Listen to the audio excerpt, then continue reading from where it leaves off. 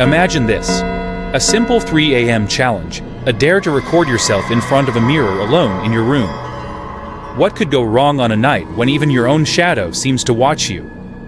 It was a freezing, silent night where the air felt heavier than usual and every sound seemed amplified in Alex's small bedroom. He decided to attempt the infamous 3 a.m. mirror challenge, thinking it would be just another story to show his friends online.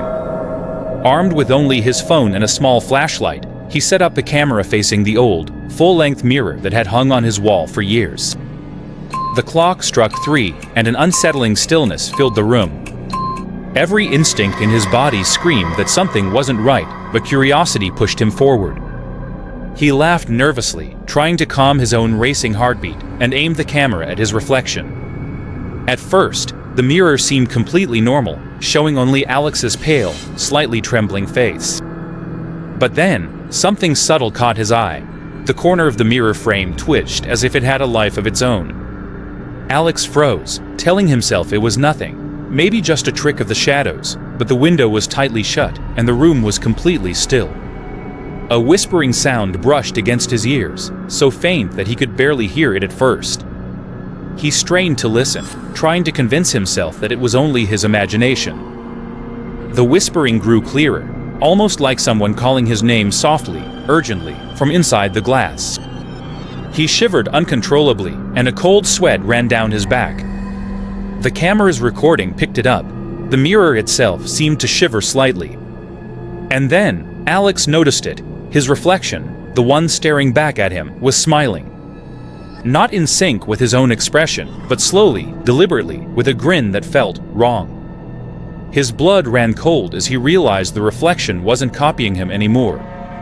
It was mocking him, studying him with a hunger he couldn't explain. Alex tried to speak, to laugh off the terror, but his voice trembled and caught in his throat. The reflection raised its hand, waving, and he froze, unable to move. Its head tilted slightly, examining him as if it were alive. The room's temperature seemed to drop drastically, and the shadows in the corners of the room grew darker, stretching toward him like long, grasping fingers. Books began rattling on the shelf, the floorboards creaked beneath his feet, and his chair rolled slowly across the room as though pushed by invisible hands. Alex's phone vibrated suddenly on the desk, displaying a text from an unknown number. "Stop watching. Or join me." He stared at the screen, frozen, unable to look away from the glass that now seemed like a portal to something beyond understanding. Panicking, Alex grabbed blankets to cover the mirror, but they fell as if flung by an unseen force. The lights flickered violently.